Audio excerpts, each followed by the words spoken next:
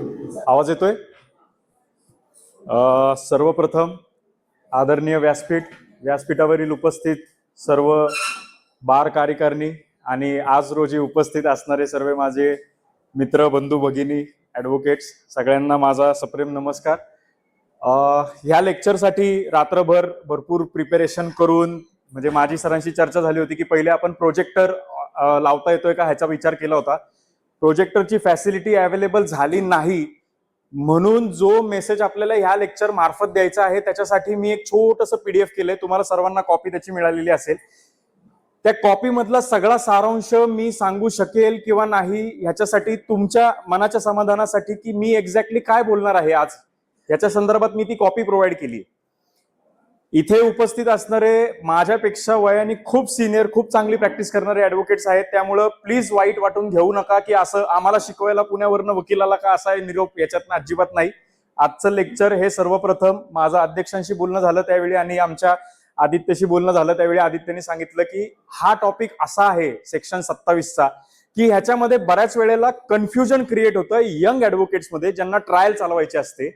कारण बऱ्याच वेळेला आपण बघितलं असेल तर कुठलाही 27चा पंचनामा आला तर आपल्याला बेल ऍप्लिकेशन असो अथवा ट्रायल असो आपल्याला कोर्टाचा असं व्ह्यू असतो 27 मध्ये रिकव्हरी झालीये म्हणजे प्रायमा फेसी प्रूफ होतंय. हा एक खूप मिसकन्सेप्शन आहे आणि हा मिसकन्सेप्शन का आहे ह्याच्यासाठी हे लेक्चर आहे. सुरुवातीला ज्या वेळेला आमची चर्चा झाली लेक्चर संदर्भामध्ये त्यावेळी सुरुवातीला मी हे सजेस्ट केलं होतं एक्स्ट्रा ज्युडिशियल कन्फेशन हे अखंड चॅप्टर आपण ठेवायचा का, पण आपल्याकडे वेळ कमी असल्या कारणामुळे आपण फक्त 27 वर फोकस ठेवलाय.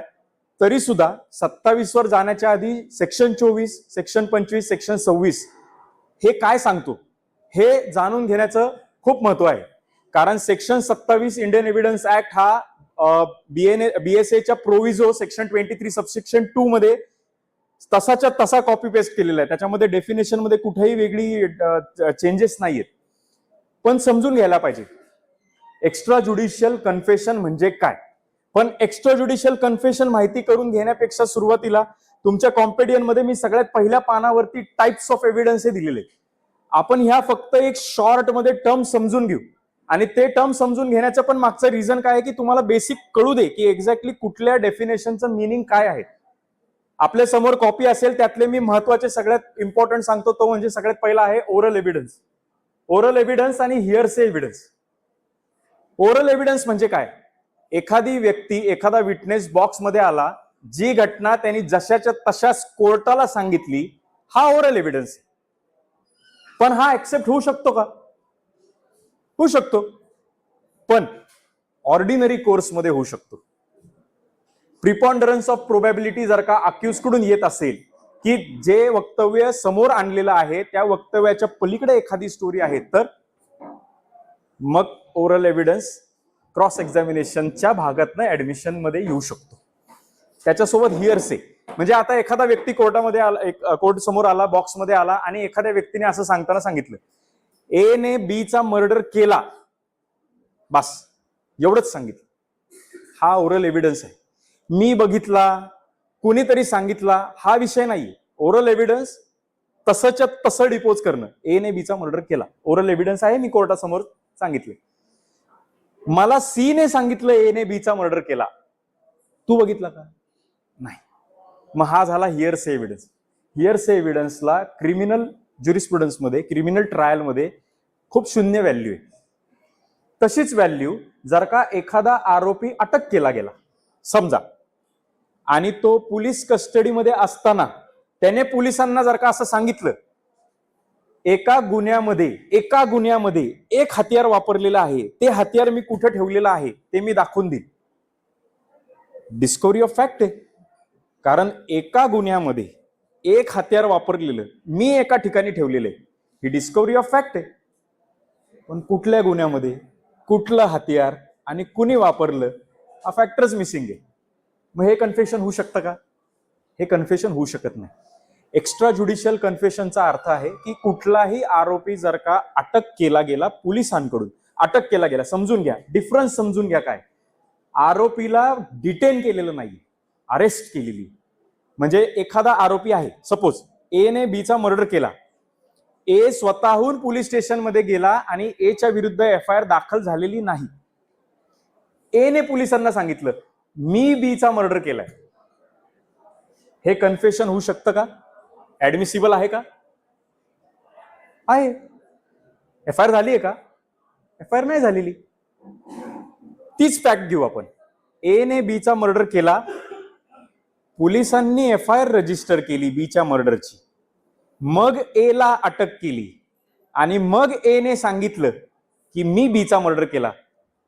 हे ऍडमिसिबल आहे का? मग नाही. क्रिमिनल ट्रायलचा पर्पज असा आहे, एक्स्ट्रा ज्युडिशियल कन्फेशन ऍडमिसिबिलिटी ही ऍडमिट तेव्हाच होऊ शकते ज्यावेळी एखादा आरोपी एका गुन्ह्याच्या संदर्भामध्ये अटकेत असेल तर.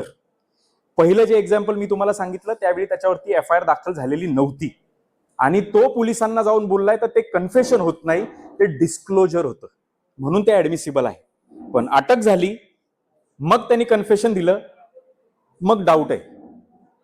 माझं कन्फेशन जबरदस्तीने सुद्धा घेऊ शकलं असेल, किंवा मला पोलिसांनी असं सांगितलं असेल की तुला ह्या गुन्ह्यातनं सुटायचं असेल तर तू गुन्हा कबूल कर, मग परत डाऊट आहे. किंवा तुझ्या घरच्यांना मी आयुष्यभर त्रास देईन जर का तू हा गुन्हा कबूल केला नाही तर, म्हणून गुन्हा ऍक्सेप्ट केला. मग ऍडमिसिबल आहे? नाही.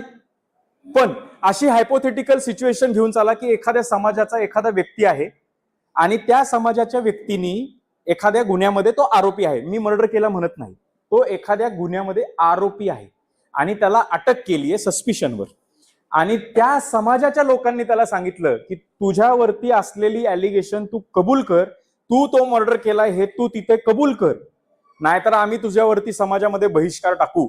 म्हणून मी पोलिसांना जाऊन असं सांगितलं की मी तो मर्डर केलाय. मग हे ऍडमिसिबल आहे का? हे ऍडमिसिबल आहे. हे समजून घ्या. हे का ऍडमिसिबल आहे? कारण कुठलंही कन्फेशन मी पोलिसांच्या दबावाखाली, इन्व्हेस्टिगेटिंग ऑफिसर्सच्या दबावाखाली जर का मी केलेलं असेल तर ते ऍडमिसिबल नाही. पण मी कुणाच्या दबावाखाली केलंय? समाजाच्या. समाजाचा ह्या केसशी काही संबंध आहे का? नाही.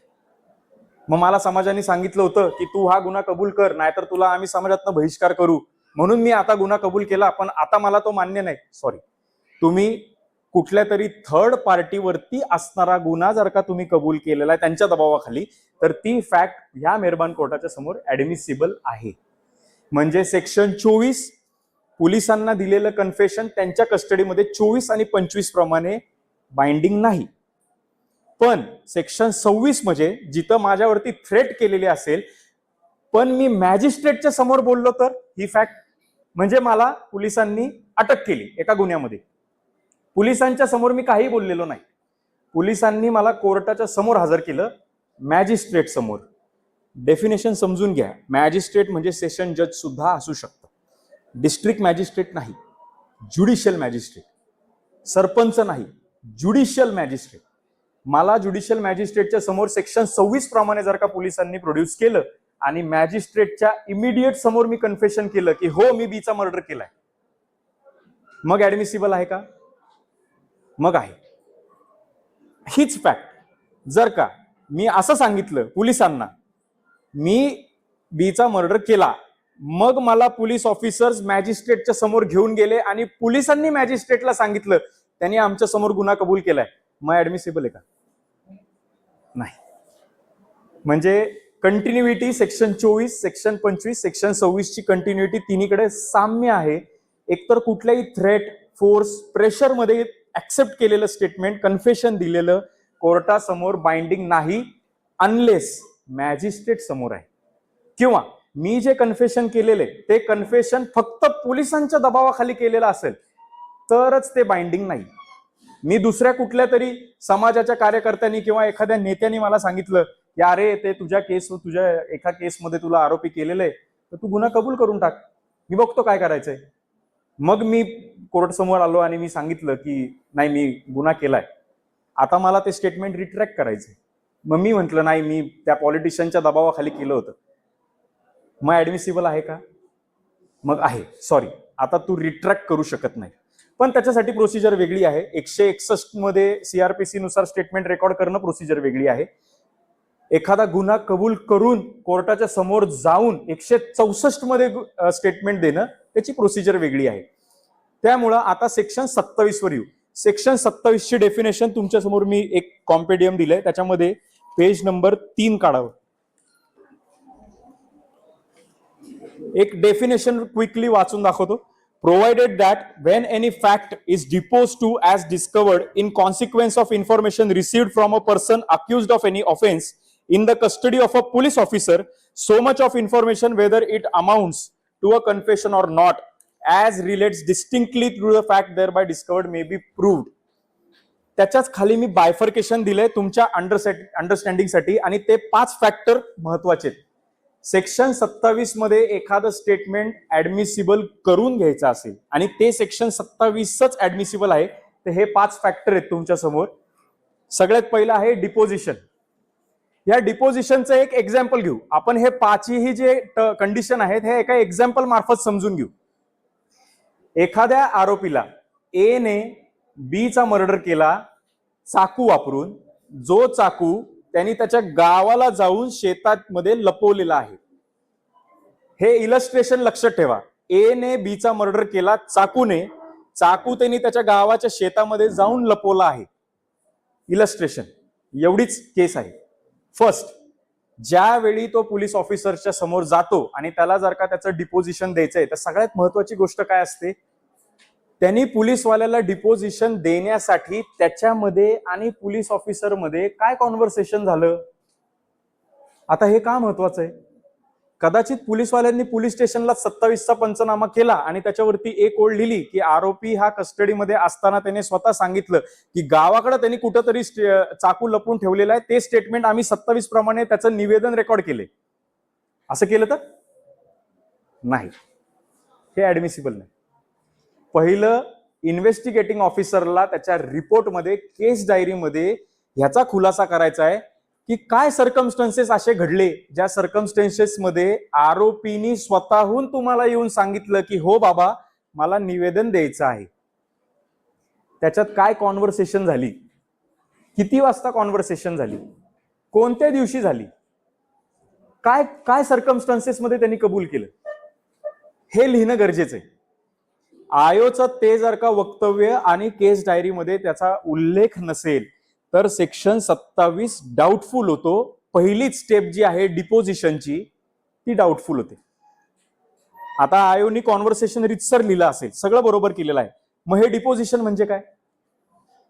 स्वतःहून आरोपीने सांगायचं आयोला, इन्व्हेस्टिगेटिंग ऑफिसरला, मी केलेल्या खुना संदर्भामध्ये मला गिल्ट आहे किंवा मला वाटतं की मी गुन्हा कबूल करावा म्हणून मला कन्फेशन द्यायचं आहे. लगेच इमिडिएटली दुसरी स्टेप आयोनी करायची, 2 पंच बोलवायचे. आता हे खूप मोठं एक कन्फ्युजन आहे.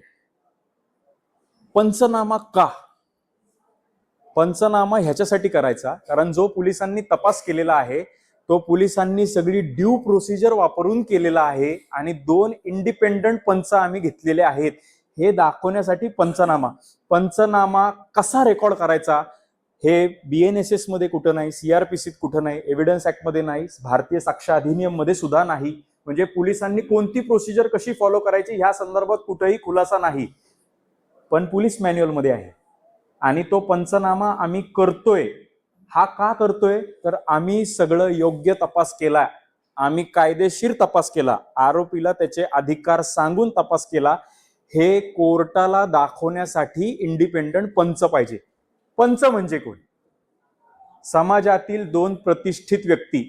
बऱ्याच वेळेला आपल्या केसेसमध्ये आपण बघतो की पंच शक्यतो कोणीतरी रिक्षा चालक असतो.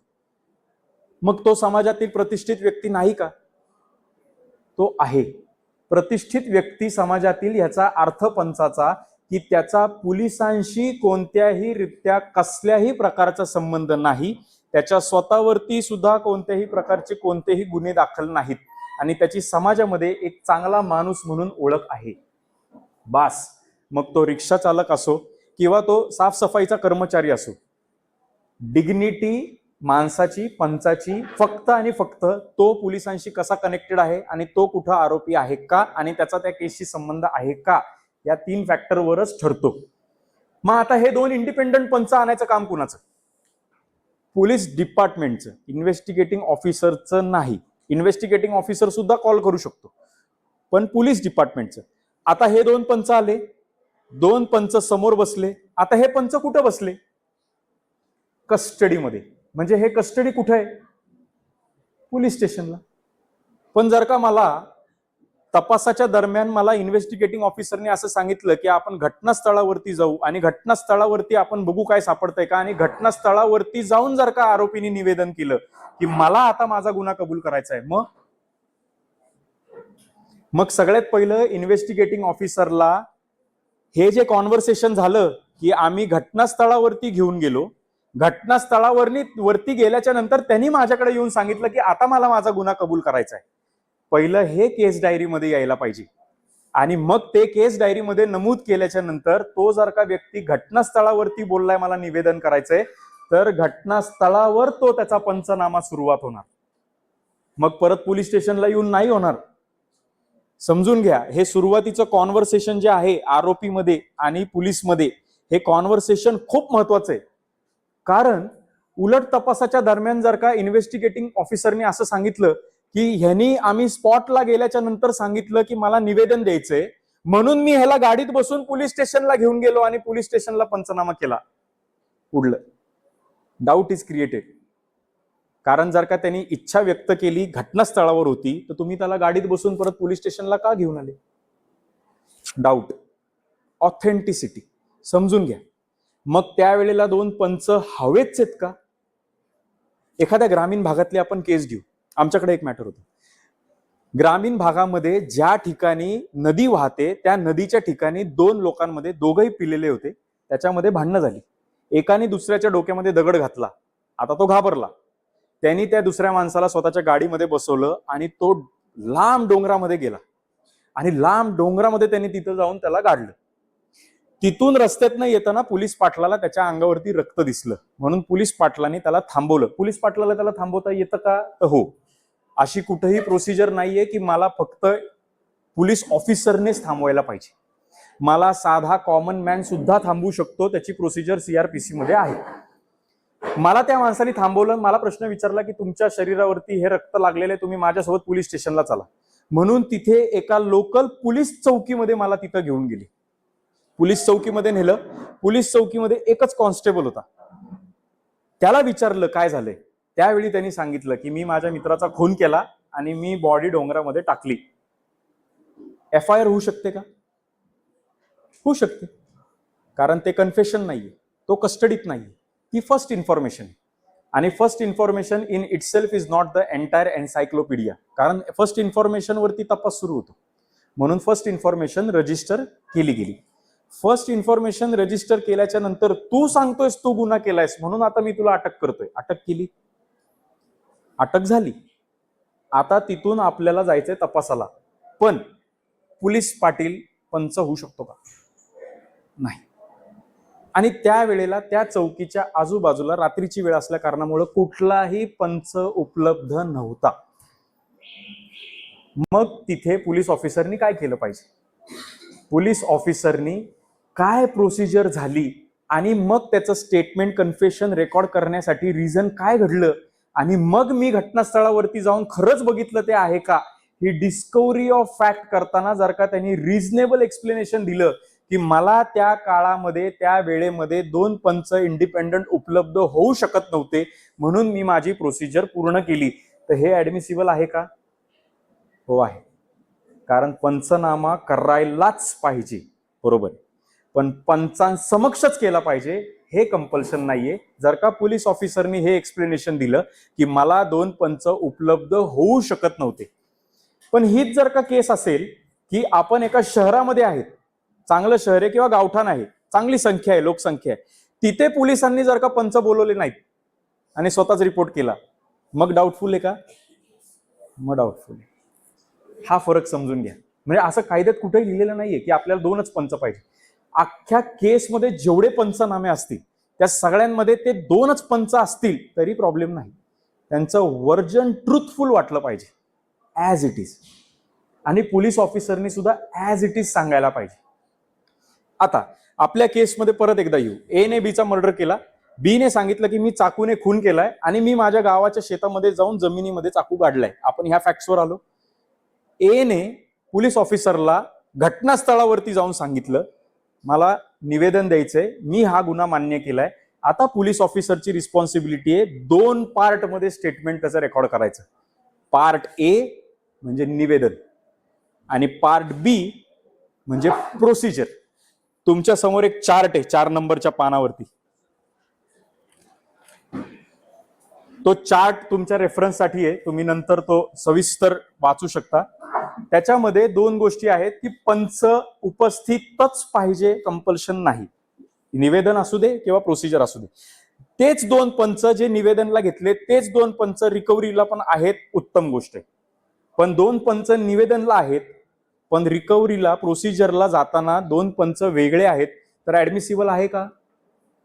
आहे. कारण 2 पंचांना निवेदन केल्याच्या नंतर घरातलं कुठलं तरी काम आलं असेल म्हणून ते आले नाहीत. पण हे त्यांच्या तोंडात नाही यायला पाहिजे की तुम्ही का नाही आले. आता मी निवेदन दिलं, आरोपीने ए ने निवेदन दिलं की मला गुन्हा कबूल करायचा आहे. स्पॉट पंचनाम्यावरती मी सांगितलं निवेदन द्यायची इच्छा. इन्व्हेस्टिगेटिंग ऑफिसरनी 2 पंच बोलवले. पंचांच्या समक्ष आरोपी जी स्टोरी सांगतोय ती तशीच्या तशीच लिहून घ्यायला पाहिजे टाइम सोबत. आणि निवेदनच्या रिपोर्टमध्ये निवेदन जिथून सुरू होतं त्याच्यावरती आयोनी नोट बनवायची आहे, मला स्पॉट पंचनाम्यावरती या दिनांकाला इतके वाजता आल्याच्या नंतर आरोपीने स्वइच्छेने स्वकष्टाचे काही त्याच्यामध्ये स्वइच्छेने मला सांगितलं की मला निवेदन द्यायचं आहे, म्हणून मी 2 पंच बोलवले.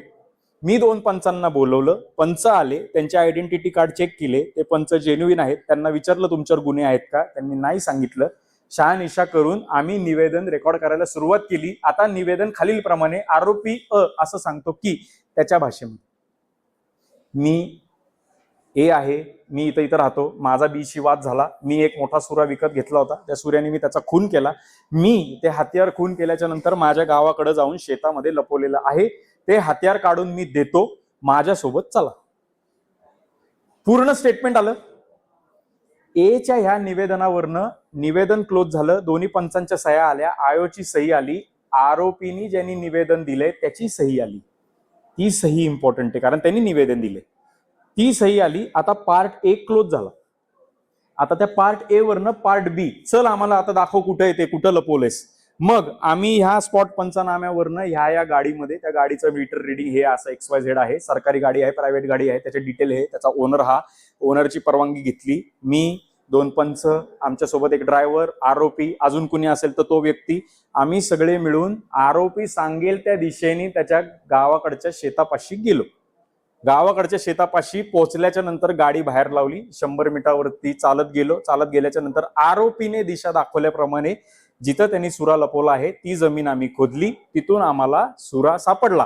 आरोपीच्या सांगितल्याप्रमाणे डिपोजिशन प्रमाणे डिस्कव्हरी झाली आहे. तुमचा पार्ट नंबर 2, डिस्पोजिशन नुसार डिस्कव्हरी झाली आणि हत्यार आम्ही जप्त केलं. आता एक ट्विस्ट आहे, आपण निवेदन एकदम छान पद्धतीमध्ये वाचलं. एने काय सांगितलं, मी बी सोबत भांडणं झाली, मी चाकू विकत घेतला, माझी भांडणं झाली म्हणून मी चाकूनी त्याला खून केला आणि मग मी तो चाकू घेऊन गेलो आणि तो तिथं माझ्या गावाच्या शेताच्या जमिनीमध्ये काढला. ह्या सगळ्या निवेदनपैकी हत्यार सापडलं, पण ह्यातली ऍडमिसिबल फॅक्ट कोणती आहे? हत्यार सापडलं. बस मी बीचा खून केलाय ते तुम्ही सिद्ध करा. जो चाकू सापडलाय त्या चाकूनीच खून झालाय का ते तुम्ही सिद्ध करा. तो चाकू मीच लपवलाय का ते तुम्ही सिद्ध करा. 27चा पार्ट बी हे सांगतो की ए ने जे पार्ट 1 मध्ये डिपोजिशन केलेलं आहे त्या डिपोजिशन मध्ये असणारं कन्फेशन वगळता फक्त डिस्कव्हरी ऑफ फॅक्ट और डिस्कव्हरी ऑफ आर्टिकल तेवढंच कोरोबोरेट करायचं. बस, तुम्ही हे प्रिझ्युम करू शकत नाही, इन्व्हेस्टिगेटिंग ऑफिसर असो अथवा प्रॉसिक्युशन असो, तुम्ही हे प्रिझ्युम करू शकत नाही की तो खून ए ने केलाय. तो सर्कमस्टेन्शियल एव्हिडन्सचा भाग आहे. आणि सर्कमस्टेन्शियल एव्हिडन्स म्हणजे काय, तर मार्क ट्वेनच्या लँग्वेजमध्ये एक कुठलाही शब्द घ्या आणि त्या शब्दाला तोडा. मध्ये एखादा शब्द घ्या, बंदूक, ब दू क हा सेपरेट भाग केला तर अर्थ होतो का? काही नाही होत. वेगळे वेगळे शब्द आहेत, पण ते शब्द एकत्र केल्याच्या नंतर एक कुठला तरी कॉन्क्लुझिव्ह शब्द बनतो. ती चेन मॅच करणारे ज्या कड्या आहेत त्याला सर्कमस्टन्स म्हणतात. आणि कुठल्याही क्षणाला ती मधली कडी जर का तुटली तर सर्कमस्टेन्शियल एव्हिडन्स सिद्ध होऊ शकत नाही. आता सर्कमस्टेन्शियल एव्हिडन्स का महत्वाचा आहे? कारण 27चा ऍडमिसेबिलिटी फक्त रिकव्हरी ऑफ फॅक्ट पुरता आहे. मग सगळं बर्डन असतं प्रॉसिक्युशनवर की तुम्ही आता चेन मॅच करा. हत्यार तुम्हाला सापडलं, मॅच करा. असं का? असं असेल तर की ए ने बीचा खून केलाय स्क्रू ड्रायव्हरने. पोलिसांना काही सापडला नाही का बाबा स्क्रू ड्रायव्हर, पण आता आपल्याला केस तर सॉल्व्ह करायची, म्हणून पोलिसांनी ही स्टोरी केली की एक चाकू ह्यांनी विकत घेतला, तो त्याच्या गावामध्ये जाऊन त्यांनी लपवला आणि तो चाकू हा काढून देतो, म्हणूनच एनेच बीचा खून केलाय चाकूनी, अशी पोलिसांनी स्टोरी केली. तर खून चाकूनी झालाय का ऍक्च्युली? स्क्रूड्रायव्हरनी झालाय. सापडलाय का स्क्रूड्रायव्हर? नाही. मग आरोपी उद्या बॉक्समध्ये आला आणि म्हणला मी पोलिसांना सांगितलंच नव्हतं, हे स्टेटमेंट माझं नाही. कशावरून? प्रिपॉन्डरन्स ऑफ प्रोबॅबिलिटी. आपण मयतावरती जखम बघा, ती जखम चाकूनी होऊ शकते का? धारदार शस्त्रांनी होऊ शकते, पण धारदार शस्त्र तर मग भरपूर आहे. त्वचा पण असू शकतो, पेन पण असू शकतो. कशाने? मग क्वेश्चन आहे ह्याच्यासाठी, जर का आयो बॉक्समध्ये आले किंवा प्रॉसिक्युशनने अशी वर्जन घेतलं, तो म्हणतोय त्यांनी स्क्रूड्रायव्हरनी मारलं तर त्यांनी सिद्ध करून द्यायला पाहिजे, असं चालेल का? नाही. कारण article 20 subsection 3, any person accused of an offence is not supposed to incriminate himself. म्हणजे मीच पोलिसांना यायचं आणि मीच पोलिसांना सांगायचं की मीच खून केलेला आहे, मग तुमच्या इन्व्हेस्टिगेशनची गरज कशाला? आता चाकू सापडला, पुढचं पोलिसांचं काम काय? त्या चाकूवरती ब्लड स्टेन्स आहेत का? फर्स्ट. त्या चाकूनीच खून झालाय का? सेकंड. आणि तो चाकू लपवला हा एनीच आहे का? तिसरं. हा सर्कमस्टेन्शियल एव्हिडन्सचा भाग आहे. 27चं पर्पज एवढंच आहे की मी एखादी गोष्ट सांगितली आणि मी त्या गोष्टीला सांगितल्याप्रमाणे ती गोष्ट डिस्कवर झाली, बस. माझं कन्फेशन तिथून वगळून टाकायचं. आता त्याच्यामध्ये तिसरी गोष्ट आहे, हा जो आरोपी आहे हा पोलीस कस्टडीत पाहिजे. जसं मी मगाशी सुरुवातीला सांगताना सांगितलं, ए ने बीचा मर्डर केला पण FIR झालेली नाही आणि मला ए ला अटक पण झालेली नाही, आणि मग तो जर का पोलीस स्टेशन समोर गेला आणि त्यांनी पोलिसांना सांगितलं मी बीला मर्डर केलेलं आहे आणि सूर्याने केलेलं आहे आणि तो गावाला लपवलाय, हे त्यांनी सांगितलं, पोलीस ऑफिसर्सने माझं निवेदन घेतलं नाही, मला अटक केली नाही, मी सांगितलेल्या स्टोरीप्रमाणे काही केलेलं नाही, डायरेक्ट स्पॉटवरती गेले आणि हत्यार जप्त करून आले. एकदा पोलिसांना ऑलरेडी गोष्ट जर का कळली की हत्यार कुठं आहे, तर 27चा पंचनामा बनवताच येत नाही. कारण 27चा पंचनाम्याचा पर्पज फक्त डिस्कव्हरी ऑफ फॅक्ट पुरतोय, आणि जर का ती नॉलेजमध्ये तुमच्या आधीच असेल तर त्याला डिस्कव्हरी कसं म्हणता येईल? ती तर तुमच्या नॉलेजमध्येच होती. म्हणजे मी कस्टडीत होतो का? पहिलीच गोष्ट, मी कस्टडीत नाही. बरं चला हेच हायपोथेटिकेशन घेऊ की मी कस्टडीमध्ये आहे आणि मी कस्टडीमध्ये माझा निवेदन पंचनामा किंवा माझ्याकडून काही रिकव्हर व्हायच्या आधीच पोलिसांना चाकू सापडलाय, मग पोलीस माझं स्टेटमेंट घेऊ शकतात का निवेदनचं? नाही. कंडिशन काय आहे? एखादी फॅक्ट डिस्कव्हर करायची आहे आणि त्याच्यासाठी मी कस्टडीत आहे आणि मी निवेदन दिलंय. बरं मला निवेदनच द्यायचं नाही पण तुम्ही प्रोसिजर फॉलो करा रिकव्हरीला, मग 27चा पंचनामा होऊ शकेल का? नाही. 27च्या पंचनाम्याच्या दोन कंडिशन महत्वाच्या आहेत. Part A, confession should be voluntary आणि मी कस्टडीत पाहिजे आणि डिपोजिशन ऍज इट इज पाहिजे. पार्ट बी, एज मध्ये जे काही डिपोजिशन दिलंय त्या प्रोसिजरवर त्या ठिकाणी जाऊन ती फॅक्ट आपल्याला डिस्कव्हर करायची आहे, बस. बाकी मी काय कन्फेशन देतो ते इनव्हॅलिड आहे, ते एक्स्ट्रा ज्युडिशियल कन्फेशन कोर्टाच्या समोर ऍडमिसिबल नाही. म्हणून तुम्ही जर का सेक्शन 24, 25, 26 हा एंटायरिटी मध्ये वाचाल तर सेक्शन 27 हा कंटिन्युइटी मध्ये आहे. सेक्शन 23 सबसेक्शन 2 ची प्रोव्हिजो भारतीय साक्ष अधिनियमची सुद्धा कंटिन्युइटी मध्ये आहे, त्याच्यासाठीच त्याला वेगळं सेक्शन दिलेलं नाही.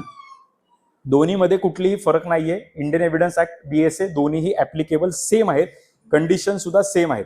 आता त्यातली चौथी कंडिशन, जे हत्यार सापडलं, चाकू सापडला, तो ऍडमिसिबल आहे का? ऍडमिसिबल आहे. कन्फेशन ऍडमिसिबल नाही. डिस्कव्हरी ऑफ फॅक्ट ऍडमिसिबल आहे. आता हे ऍडमिसिबल काय? अशी केस झाली, मी कन्फेशन दिलं, निवेदन रेकॉर्ड केलं, ए ने बीचा मर्डर केला, मी जिथं चाकू लपवलाय तिथं मी तुम्हाला नेतो. आपण तिथं गेल्याच्या नंतर तिथं चाकू नाही सापडला, पण तिथं बंदूक सापडली.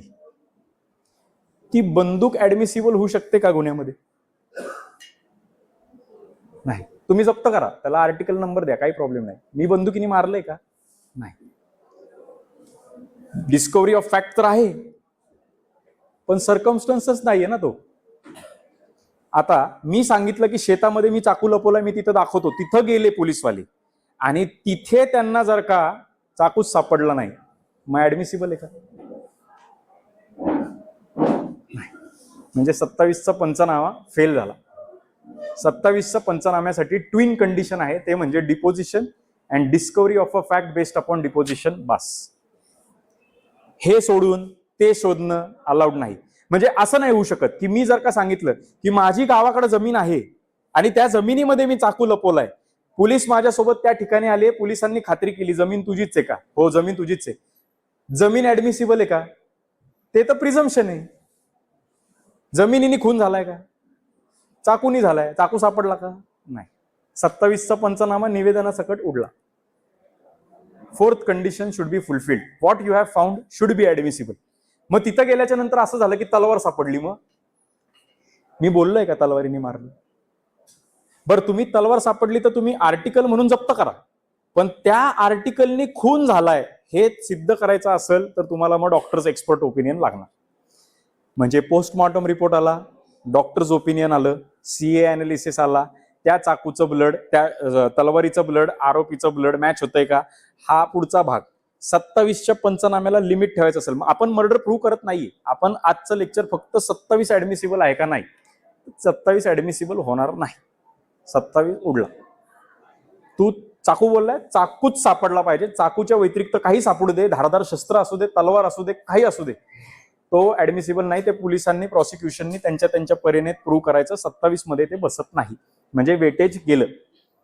आता 5वा क्लॉज आहे, म्हणजे ऍडमिसिबल काय नाहीये.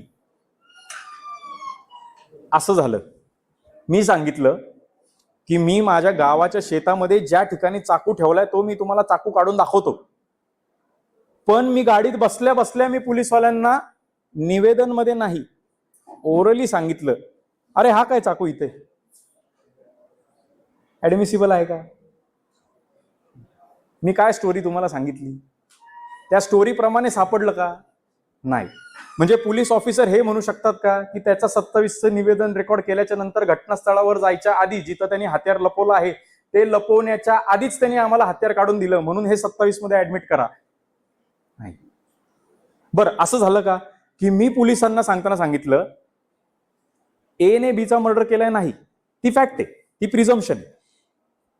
बीचा खून ज्या हत्याराने झालेला आहे ते हत्यार कुठं ठेवलेलं आहे ते मी दाखवतो. हत्यार सापडलं, पण तो हे बोलला का मी मारले? पण हत्यार सापडले, मग हत्यार ऍडमिसिबल आहे. पण तो जे बोलला की कुणीतरी मारला असेल, ते कुणीतरीचं रिलेव्हन्सच नाहीये. 27चा पंचनामा म्हणजे खून झालाय, खुनासाठी जी आपल्याला फॅक्ट डिस्कव्हर करायची ती तुझ्या कथनाप्रमाणे कलेक्ट झालेली. तू बाकी काय सांगतो काय नाही सांगत ते it is none of your business. कारण असं होऊ शकतं एखाद्या मर्डरच्या केसमध्ये 3 आरोपी असतील, मारणारा बी असेल, पण स्टेटमेंट ए देतोय, चालेल का? ए असं बोलला तर मी, बी आणि सी आम्ही तिघांनी मिळून डीचा मर्डर केला, ते हत्यार मी कुठे ठेवले ते काढून दाखवतो, हे तो म्हणू शकतो. त्याच्यानुसार हत्यार सापडलं. पण तो म्हणतोय की मी, बी आणि सी नी मिळून मारलं, पण जर का बी नी मारलंच नसेल तर मग हे बी वर बायस नाही का? म्हणजे माझं कन्फेशन बाकीच्या आरोपींवर ऍडमिसिबल आहे का? मी माफीचा साक्षीदारावर चाललेलो नाही, मी ह्याच्यावर चाललेलो आहे की आम्ही तिघांनी मिळून केलं, तर ऍडमिसिबल आहे का? नाही.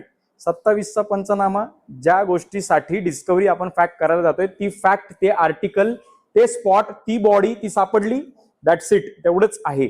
म्हणून 27चा पंचनामा आला की बऱ्याच वेळेला वकील पॅनिक होतात की अरे बापरे मर्डर केस झाली आणि गन पण सापडली, आता तू लटकला. Sorry, that is not the law. तुम्हाला प्रूव्ह करायचंय की ती गन मी लपवली, ऑथरशिप की मी लपवली, ती मी वापरली, त्यातूनच शॉट फायर झाला आणि त्यातूनच डेथ कॉज झाली किंवा इंजुरी कॉज झाली, हे बाकीचं सगळं प्रूव्ह करायचं प्रॉसिक्युशननी त्याच्यासाठी सेपरेट सेक्शन प्रमाणे. 27 प्रमाणे मी खून केला गननी, गन सापडली, निवेदन मी दिलं, इनफ. 27 is justified. मी निवेदन दिलं, गन सापडली नाही, 27 गेला. मी निवेदन दिलं नाही आणि गन सापडली, 27 ऍप्लिकेबलच होत नाही. मी निवेदन द्यायच्या आधीच बंदूक सापडली आणि नंतर माझं निवेदन घेत आहेत, तर मग 27 तर प्रश्नच येत नाही. ह्या 5 कंडिशन फुलफिल व्हायला पाहिजे, मगच हा 27चा पंचनामा होतो. आता ह्याच्यामध्ये खूप इंटरेस्टिंग फॅक्ट आहे. मी तुम्हाला सुरुवातीला सांगताना सांगितलं होतं, माझ्यामध्ये आरोपीला जर का एखादा निवेदन द्यायचं आहे तर ते निवेदन देण्यासाठी काय घडलं मागं, की मी पोलिसवाल्यांना सांगितलं असं झालं का, की मी पोलीस कस्टडीमध्ये होतो, मी रात्री झोपलो, माझ्या स्वप्नामध्ये देव आला आणि मग मी उठलो, मी सांगितलं माझ्या स्वप्नात देव आला, आता मी गुन्हा कबूल करतोय. पोलीस ऑफिसर स्टेटमेंट घेतील का? असं घ्यायला पाहिजे, कारण तो लॉ आहे. त्याच्या मनात काय आलं तर तो त्याचं बघून घेईल. माझ्याकडे तो आला, त्यांनी झोपेतनं उठला, मला सांगितलं मला गिल्ट वाटते, माझ्या स्वप्नात देव आला, मला गुन्हा कबूल करायचा आहे, मी त्याच्या सांगण्याप्रमाणे कथनाप्रमाणे 2 पंच बोलून घेतले, त्यांच्या समोर तुझं जे काय बाबा निवेदन आहे ते दे. पार्ट ए कम्प्लीट आहे. फक्त ते काहीतरी सस्पिशियस स्टोरी वाटते म्हणून मी घेणार नाही, हे जर का आयोचं एक्सप्लेनेशन असेल तर 27चा पंचनामा फेल झालेला आहे. स्टेटमेंट ऍज इट इज पाहिजे. काय घडलं? आयो कॉन्कॉक्ट स्टोरी करू शकत नाही. बर, आता असं झालं, मला अटक केली, समजा 1 जानेवारी 2025ला मला अटक केली आणि 1 जानेवारी 2025ला 6 वाजता मी पोलिसांच्या कस्टडीमध्ये आहे आणि 6:20 15 किलोमीटर वरती मी सांगितल्याप्रमाणे माझं निवेदन पण घेतलं आणि 15 किलोमीटर वरती हत्यार पण सापडलं. टेक्निकली तर ऍडमिसिबल आहे, कारण लॉ काय सांगतो, part A part B fulfil व्हायला पाहिजे. पण सर्कमस्टन्सेस मॅच होत आहेत का? माझी अटकच जर का सकाळी 6 वाजता करतोय तर 6:20 हत्यार कसं सापडलं 15 किलोमीटर लांब? म्हणजे फक्त 27चा पंचनाम्याची प्रोसिजर इम्पॉर्टंट नाहीये, तर त्याच्या अवतीभोवती असणारे सर्कमस्टन्सेस सुद्धा महत्वाचे आहेत. आणि तो तुमचा भाग होतो क्रॉस एक्झामिनेशनचा. आणि तो क्रॉस एक्झामिनेशनचा भाग का महत्वाचा आहे? कारण एका केसमध्ये सुप्रीम कोर्टाने असं ऑब्झर्वेशन घेतलेलं आहे, 12 मार्च 2018ला दुपारी 4:30 जर का आरोपी अटक झालाय तर 7 किलोमीटर लांब 4:45 त्याचं निवेदन पण होतं घटनास्थळावर. त्या निवेदनाप्रमाणे 2 पंच पण येतात, त्या पंचांसमक्ष हत्यार पण सापडतं, त्या हत्यार त्याच्याशी कनेक्टेड आहे हे पण होतं, तो मर्डर पण प्रूव्ह झाला, सर्कमस्टन्स पण मॅच झाले. पण ही फॅक्ट कोर्टाला पटत नाहीये की जर का 15 मिनिटांमध्ये तुम्ही 7 किलोमीटर जाऊन पंचांसकट निवेदन हँड रिटन बनवून रिकव्हरी करून जमीन खोदून हत्यार पण कलेक्ट केलं, हे डाऊटफुल आहे. म्हणजे 27 कॉन्क्लुझिव्ह एव्हिडन्स नाही. Extra judicial confession is not a conclusive proof. तुम्हाला 27 सोबत तुमची उरलेली बॅकग्राऊंड असणारी केस सुद्धा प्रूव्ह करायची आहे. म्हणून ज्यावेळी तुमच्या समोर येईल एखादी चार्जशीट, एक खूप चार्जशीटचा एक एक्झाम्पल म्हणून मी तुमच्या समोर आणलेली आहे. हे एक मॅटर जे ऍक्विटल मध्ये झालं. ही FIR जी दाखल झालेली आहे, ही FIR ची कॉपी सर तुम्ही बघू शकता. ह्या FIR मध्ये 6:50 पोलीसवाल्यांना इन्फॉर्मेशन प्राप्त झालेली आहे. तारीख बघावी साहेब वरती, 28 जानेवारी 2021ला संध्याकाळी 6:50 पोलीस स्टेशनला प्रथम खबर प्राप्त झाली. तारीख लक्षात घ्या, 28 जानेवारी 2021ला संध्याकाळी 6:50 पोलिसांना इन्फॉर्मेशन प्राप्त झाली. आता आपण निवेदन पंचनाम्यावरती येऊ.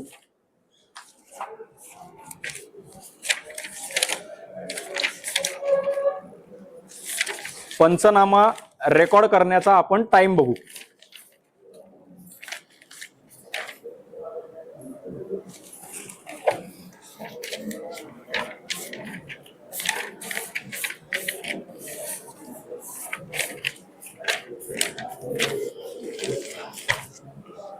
सर पंचनामा रेकॉर्ड करण्याचा टाइम फक्त सांगा. 28 जानेवारी 2021ला पंचनामा रेकॉर्ड करायची सुरुवात केली आहे 6:40. इन्फॉर्मेशन प्राप्त झाली आहे पोलीस स्टेशनला की एखादा गुन्हा घडतोय 6:50.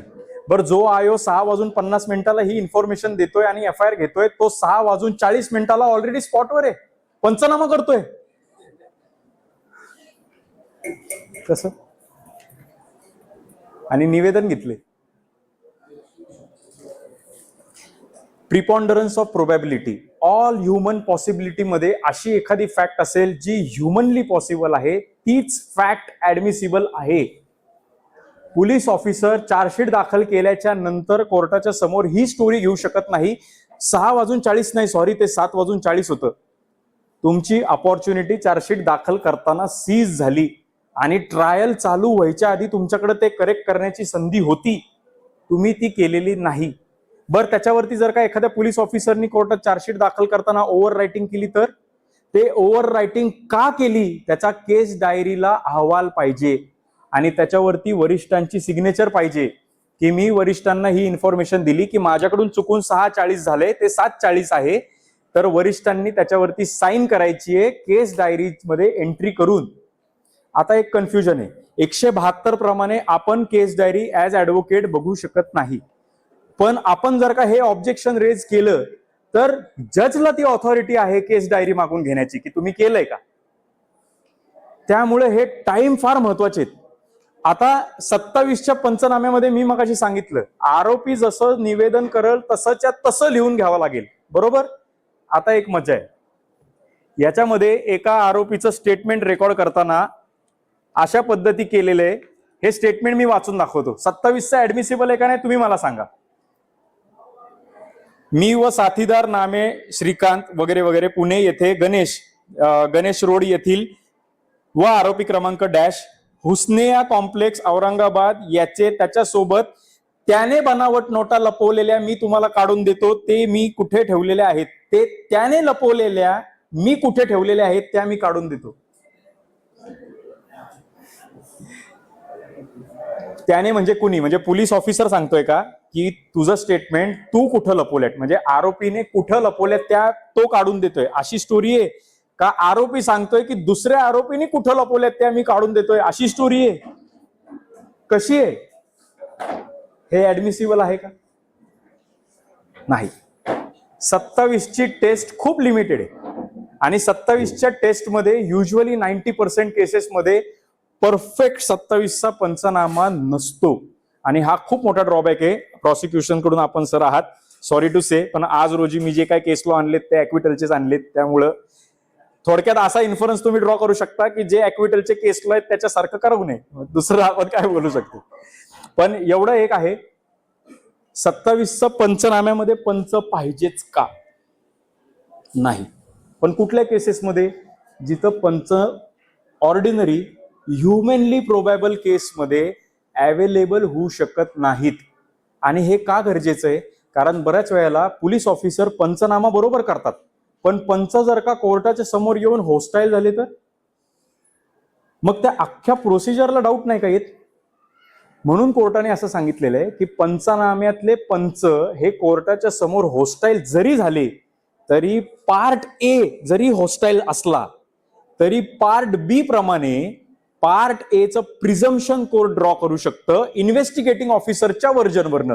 कारण इन्व्हेस्टिगेटिंग ऑफिसर तर होस्टाईल नाही झालेत आणि इन्व्हेस्टिगेटिंग ऑफिसर एका प्रकारचे विटनेस आहेत. म्हणून वेटेज कुणाला द्यायचं? तर वेटेज ह्या फॅक्टला द्यायचं की निवेदन जरी प्रूव्ह झालेलं नसेल पंचांकडून तरी त्या निवेदन पंचनाम्यामध्ये एक विटनेस हा इन्व्हेस्टिगेटिंग ऑफिसर सुद्धा आहे. त्यामुळं पंचनाम्यावरचा पंच हा कोर्टाच्या समोर दरवेळेला खरंच बोलेल असं नाही. पण कोर्टाने असं सुद्धा सांगितलंय की एखाद्या केसमध्ये 2 विटनेस असतील आणि एक विटनेस कोर्टाच्या समोर आला आणि त्यांनी तसंच्या तसं स्टेटमेंट केलं की निवेदन असंच्या असं झालं, मी सही केली, म्हणजे त्यांनी ऑथराईज केलं. एक पंच हो बोलला, मग दुसरा पंच घ्यायची गरज काय? ते पण इम्पॉर्टंट आहे. पण एक पंच जर का होस्टाईल झाला तर मग दुसरा प्रॉसिक्युशनने जर का वगळला मग प्रॉसिक्युशन डाऊटफुल होतं. तुम्ही प्रिझ्युम नाही करू शकत तो होस्टाईल होणार आहे, तो होऊ दे ना होस्टाईल. What stops you? तुम्ही पंच त्याच्यावर विश्वास ठेवून समाजातील प्रतिष्ठित व्यक्ती ज्याच्यावर कोणताही गुन्हा नाही, पोलिसांशी संबंध नाही, केसशी संबंध नाही, अशा व्यक्तीला तुम्ही शोधून पंचनाम्यासाठी घेऊन आलात आणि आता त्याच्या बायकोचं बारसं, बायकोला मुलगा झाला, हे झालं, ही कारणं कोर्टासमोर ऍक्सेप्टेबल नाही. तुम्ही त्याला ड्रॉप का केलंय ह्याचा खुलासा आम्हाला इंटरेस्ट नाही. तो इथे पाहिजे. तो इथे आल्याच्या नंतर हॉस्टाईल झाला, होऊ दे. आयोने येऊन ते स्टेटमेंट तसंच्या तसं द्यायचंय. पंचनाम्याचा पर्पज फक्त जे काही पोलीस ऑफिसर करतायत हे ऑथेंटिक आहे एवढं दाखवण्यासाठीच आहे.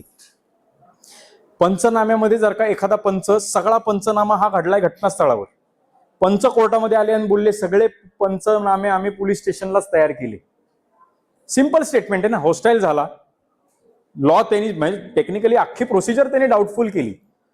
पण आयोने जर का हे प्रूव्ह केलं की पंच खोटं बोलतोय आणि ती गोष्ट कोरोबोरेट करण्यासाठी त्याच्याकडे जर का अदर एव्हिडन्स असेल, supporting evidence, corroborative piece of evidence, circumstantial evidence, तर ते जास्त वेटेज आहे आणि ते ग्राह्य धरलं जाईल आणि पंचनाम्यांचं वर्जन प्रॉसिक्युशनला फॅटल होणार नाही. हे समजून घ्या. पोलिसांनी त्यांची प्रोसिजर रितसर फॉलो केली आहे हे दाखवण्यासाठी त्यांना इंडिपेंडंट 2 पंच पाहिजेत. पण ते 2 पंच कोर्टाच्या समोर येऊन खरंच बोलतील हे रेलेव्हेंट नाही. इन्व्हेस्टिगेटिंग ऑफिसरने त्याचं काम योग्य पद्धतीत केलंय. कारण कोर्टाला पंचांपासनं माहिती काय काढायची आहे, असा कोणता पंचनामा झाला होता आणि त्याच्यासाठी तुम्ही होतात. मग तुम्ही घटनास्थळावर होतात का तुम्ही पोलीस चौकीमध्ये होतात ते आपण नंतर बाकीच्या एव्हिडन्सने बघू, पण तुम्ही होतात म्हणजे पोलिसांनी त्यांचं काम केलं ना. 27चा पंचनामा याच्यासाठी महत्वाचा आहे. आता आपण एक क्विकली केस लॉस तुम्हाला शॉर्ट मध्ये दाखवतो. केस स्टडी 5 नंबरच्या पानापासून एक 6 केसेस आहेत. शॉर्ट मध्ये त्या केसेसमध्ये काय प्रूव्ह झालंय ते शॉर्ट मध्ये सांगतो. ऑलरेडी तो रिटर्न डाऊन आहे, तुम्ही वाचू पण शकता. पहिली केस आहे रमणन वर्सेस स्टेट. या केसमध्ये एका माणसाचं एका महिलेसोबत अफेअर होतं, पण तो लग्न झालेला होता, तिचं पण लग्न झालेलं होतं. त्याला त्याच्या बायकोपासून 4 मुली आणि 1 मुलगा होता. मुलगा त्याच दिवशी रात्री घटनेच्या दिवशी एका पोलीस कॉन्स्टेबल सोबत दुसऱ्या गावामध्ये गेला होता. 10 वर्षाचा मुलगा होता. त्याला संधी मिळाली कशाची, तर त्याला त्या परस्त्रीसोबत जिच्यासोबत त्याचा अफेअर होतं तिच्यासोबत लग्न करायचं होतं. म्हणून त्यांनी असा विचार केला की मी माझ्या बायकोला आणि 4 मुलींना मारून टाकतो. पण फॅक्ट्स अशा आहेत की ही जी FIR केली आहे ही त्याच्या मेहुण्यानी केली आणि मेहुण्यानी असं सांगितलं स्टेटमेंटमध्ये की हे 4 जण म्हणजे 4 छोट्या मुली आणि माझी बहीण हे ज्यावेळी तिथं झोपले होते त्यावेळी 3 ते 4 लोक आमच्या दरवाजापाशी आले, जोर जोरात दार वाजवायला लागले. त्यामुळे आम्ही घाबरून उठलो. मी गच्चीवरती जाऊन बघितलं, 4 लोक होते, त्यातला एक आमच्या ओळखीचा होता. त्याच्या हातामध्ये हत्यार होतं आणि त्यांनी हत्यारावरनं मला बघून गोळी चालवली. मी घाबरलो, मी घरामध्ये गेलो आणि मी स्वतःला लपवून घेतलं. 15-20 मिनिटाच्या नंतर मी घरातनं डायरेक्ट पळत गेलो. लांब गेल्याच्या नंतर घराला आग लागलेली होती. धूर येताना दिसल्याच्या नंतर मी पळत आलो आणि मी पळत आल्याच्या नंतर मी बघितलं माझी बहीण आणि तिच्या 4 मुली आगीमध्ये लटपट होत्या आणि माझा मेहुणा तिथे आगीच्या समोर शेक घेत होता. म्हणून मला असं वाटतंय यांनी खून केलाय, म्हणून मी FIR केली. पोलीस आले, आरोपीला अटक केली. आरोपीनी सांगितलं कन्फेशन द्यायचंय की मी जाळलेलं आहे, मी आग्री करतो आणि ह्यांना मी ज्या गोष्टींनी जाळलेलं आहे ते जाळलेल्याचं रॉकेल वगैरे काय असेल ते मी तुम्हाला आणून देतो. पोलिसांना ते रॉकेलचा डबा, त्यांनी टाकलेलं रॉकेल सगळं सापडलं. बॉडी पोस्टमॉर्टमला गेली आणि डोक्यामध्ये एक बॅलन म्हणजे आपलं कपडे धुवायची बॅट असते, ती बॅटनी मी त्यांच्या डोक्यामध्ये वार केले हे सांगितलं. ती बॅट पण सापडली. आरोपीने त्याच्यामध्ये असा डिफेन्स घेतला, मला पोलिसांनी फसवण्याचा प्रयत्न केलाय कारण 4 लोक तिथं आले हे फिर्यादीच सांगतो आणि त्या 4 लोकांनी घरी आलेल्या असताना मी घरामध्ये होतो असं स्टेटमेंटमध्ये फिर्यादीच्या नाहीये. मग हे तुम्ही कशावरनं प्रिझ्युम केलं की मी तिथं आधीच उपस्थित होतो, मी कदाचित नंतर आलो असेल जाळल्याच्या नंतर. इंजुरीज पण मॅच होत आहेत, पण प्रिपॉन्डरन्स ऑफ प्रोबॅबिलिटी वर्जन मध्ये उपस्थित असणारे सुरुवातीच्या 4 लोकांच्या संदर्भामध्ये पोलिसांनी तपास का केला नाही. पॉसिबिलिटी आहे तुम्हाला ते 4 लोक सापडले नाहीत म्हणून तुम्ही माझ्या अफेअरच्या थिअरीवरनं मला अटक केली. कारण मोटिव्ह प्रूव्ह होतो, इंटेन्शन पण प्रूव्ह होतंय, पण ऍक्ट प्रूव्ह होत नाहीये. कदाचित असं असेल की त्या बॅट त्या 4 लोकांनी डोक्यात मारले असतील आणि त्या बॅट लपवून गेले असतील तर, आणि पोलिसांना बॅट सापडली असेल पण ती बॅट कुणी मारली हे सापडत नसेल म्हणून माझं खोटं निवेदन रेकॉर्ड केलं असेल तर 100 गोष्टी आहेत. चांगली केस आहे, एकदा गो थ्रू करा. दुसरी case Mustakim Sirajuddin versus state of Rajasthan. 4 मित्र इल्लीगल दारूचा व्यवसाय करत होते. त्यांच्यामध्ये वादविवाद किरकोळ चालू होते. 3 लोकांनी असं ठरवलं की आपल्याला एकाला तर मारावं, ह्याला मारायचं आहे, एका मित्राला. पण हे त्यांनी कुठं बोलले नाहीत आणि त्यांनी तो खून केला. तो खून केल्याच्या नंतर त्याच्यामध्ये वापरलं जाणारं हत्यार वगैरे सगळं त्यांनी लपवलं. FIR दाखल झाली. FIR मयताच्या बायकोने दाखल केली. FIR नुसार त्यांनी सांगितलं की आम्हाला कन्फेशन द्यायचंय. कन्फेशन रेकॉर्ड केलं. पार्ट A पार्ट B दोन्ही प्रोसिजर फॉलो झाल्या. हत्यार सापडलं. हत्यार सापडल्याच्या नंतर त्या हत्याराने त्या व्यक्तीचा खून झाला आहे का हे सुद्धा सिद्ध होतं. कपड्यांवरती लागणारं ब्लड स्टेन सुद्धा त्या हत्याराशी मॅच झाले हे पण प्रूव्ह होतं. त्याच्यामध्ये दोन्ही पंच होस्टाईल झाले. इन्व्हेस्टिगेटिंग ऑफिसर ते स्टेटमेंट कशा पद्धतीमध्ये दिलं होतं हे बोलू शकले नाहीत. म्हणजे 27 वरती डाऊट क्लिअर झाला, डाऊट आला. त्याच्यात सगळ्यात मोठा ट्विस्ट असा आहे, 3 विटनेसेसने असं सांगितलंय की घटनेच्या 1 दिवस आधी ह्या 3 लोकांनी माझ्याजवळ येऊन सांगितलं होतं की आजची रात्र त्याला भेटण्याची ही शेवटची रात्र आहे असं मला सांगितलं. आणि ह्या बेसिसवरती सर्कमस्टन्शियल एव्हिडन्स म्हणून कन्व्हिक्शन दिलं. तर कोर्टाने सांगितलंय आजची रात्र त्याला भेटण्याची शेवटची रात्र अशी पण असू शकते की मी गाव बदलणार आहे, अशी पण असू शकते की मी आता व्यवसाय बंद करणार आहे, अशी पण असू शकते की आता मला त्या धंद्यात काम नाही करायचं. पण हे कशावरनं प्रिझ्युम केलं की माझी त्यांच्यासोबत भांडणं आहेत? भांडणं प्रूव्ह नाही झालेली. हत्यार सापडलं, कन्फेशन रेकॉर्ड झालं, कन्फेशनवरनं त्याच हत्याराने मारलं, ब्लड स्टेन पण रिकव्हर झाले. पण इंटेन्शन प्रूव्ह झालं, ऍक्ट तिथे दिसतोय. पण तो मी केला किंवा मला त्याला मारण्यामध्ये मोटिव्ह आहे का आणि त्याच्या मागचं माझं प्रिपेरेशन आहे का हे ऍबसेंट आहे.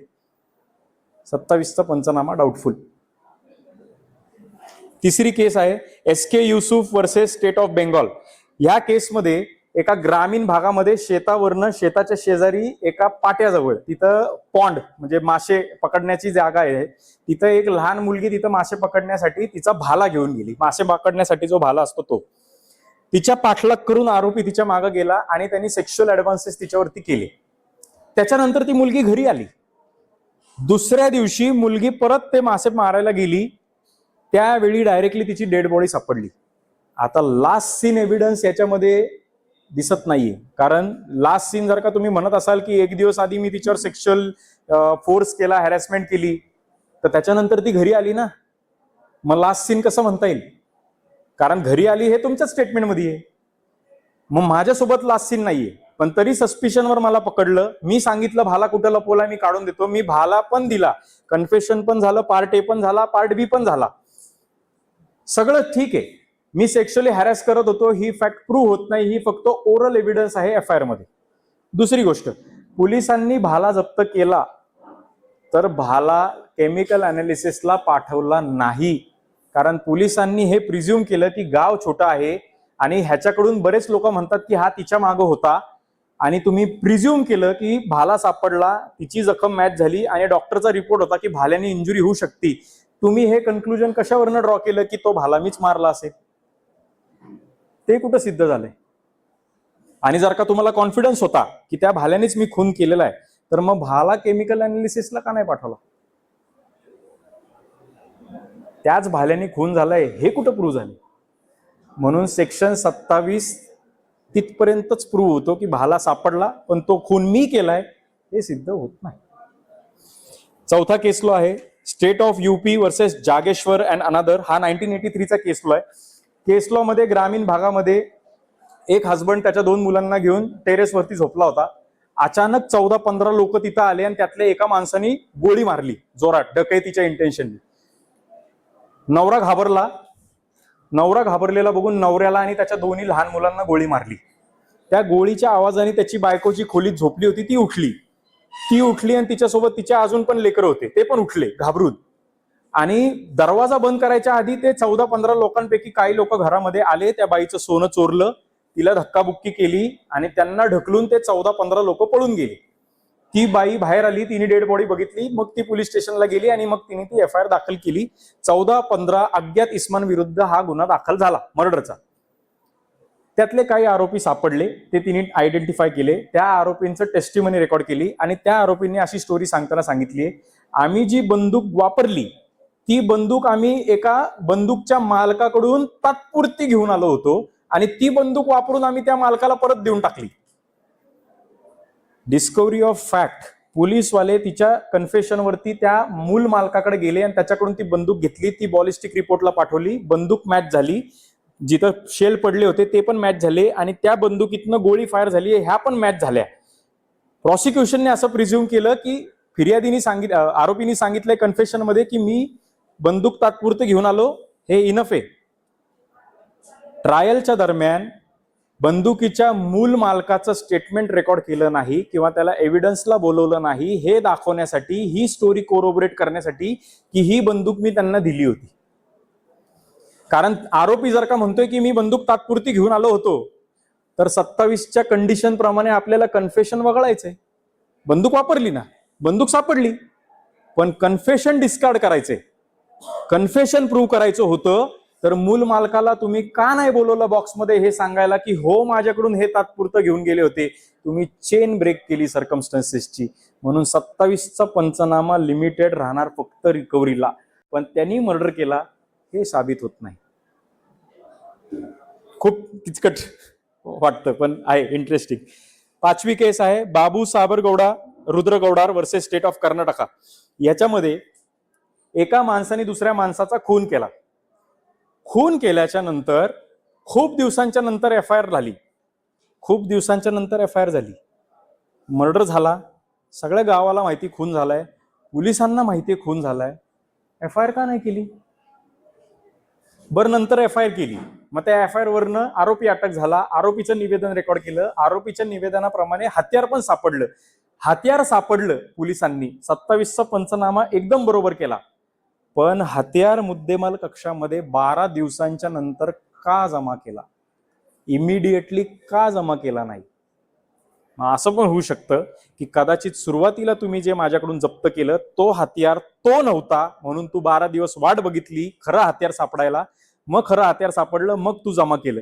किंवा हत्यारच सापडलं नाही, हत्यार तुला दाखवता येत नव्हतं, म्हणून 12 दिवसांच्या नंतर तू दुसरं हत्यार घेतलं आणि ती जमा केलं. किंवा हत्यार तुझ्याकडं आधीच उपलब्ध होतं, मग माझं तू स्टेटमेंट रेकॉर्ड केलं आणि मग आता ते हत्यार जमा कसं करायचं म्हणून तू 12 दिवसाचा विचार करायला वेळ घालवला. 27 प्रूव्ह होत आहे ना, पण कुठपर्यंत? हत्यार आहे. मग जमा का नाही केली योग्य त्या वेळेत? आणि 12 दिवसाचा डिले एक्सप्लेन नाही, म्हणून ऍक्विटल. एक 6वी केस आहे state of Maharashtra versus Manoj लाल्या वसंतराव. 2018चं केस आहे. काली मातेच्या मंदिराच्या पूजासाठी एका लहान मुलीचा बळी द्यावा लागेल अशी फालतू प्रथा एक कोणीतरी गावामध्ये चालू केली. त्या फालतू प्रथेप्रमाणे शेजारीच राहणाऱ्या एका लहान मुलीला किडनॅप केलं. किडनॅप करून जंगलामध्ये घेऊन गेले. जंगलामध्ये घेऊन गेल्याच्या नंतर त्या मुलीचा गळा कापला, त्या मुलीला जमिनीमध्ये गाडलं आणि ती मिसिंग कंप्लेंट फाईल झाली. भरपूर वर्षांच्या नंतर ती केस मिसिंगची मर्डरमध्ये कन्वर्ट करण्यात आली, कारण त्यांना काहीतरी सस्पिशियस ब्लड स्टेन्स वगैरे पोलिसवाल्यांना प्रायमरी इन्व्हेस्टिगेशन मध्ये सापडले. इनिशियली एफआयआर फाईल केली होती अज्ञात व्यक्तींच्या विरुद्ध. आरोपी सापडल्याच्या नंतर कस्टडीमध्ये असताना पार्ट ए 27चा कन्फेशन पूर्ण केला. पार्ट बी ची प्रोसिजर मध्ये मी ती डेड बॉडी कुठं ठेवली आहे हे दाखवतो. ह्याच्यावरनं त्या जागेवरती जाऊन ती जमीन खोदल्याच्या नंतर ती डेड बॉडी सापडली. पण डेड बॉडी डिकम्पोज झाली होती आणि डिकम्पोज झालेल्या डेड बॉडी सोबत 2 हाडं एक्स्ट्रा सापडली होती. सापडली पण ती डेड बॉडी नाही सापडली, 2 हाडं सापडली. ही फॅक्ट आहे. पोलिसवाल्यांनी सांगितलं, त्यांनी कन्फेशन केलं की मी जिथं बॉडी ठेवली आहे तेच घटनास्थळ मी तुम्हाला दाखवतो. आम्ही घटनास्थळावर प्रोसिजर फॉलो करून गेलो, जमीन खोदली, पण बॉडी नाही सापडली, 2 हाडं सापडली. 2 हाडं एक्झिबिट होऊ शकतात का?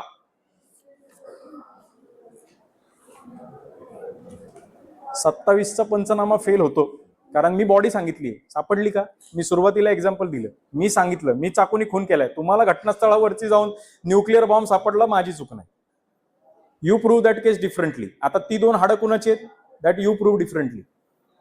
ती हाडं त्याच व्यक्तीची आहेत का? हा सर्कमस्टन्शियल एव्हिडन्सचा भाग आहे. कदाचित त्या छोट्या मुलीचीच ती हाडं असतील. That you prove differently. पण ह्या केसमध्ये पोलिसवाल्यांनी असं सांगताना सांगितलंय, no question was put by the prosecution to show whether or not the bones belong to the person who was missing. Prosecution 27चा पंचनामा आपला टॉपिक आज इथं मी संपवतो. आय होप तुम्हाला सिंपल लँग्वेजमध्ये कळला असेल.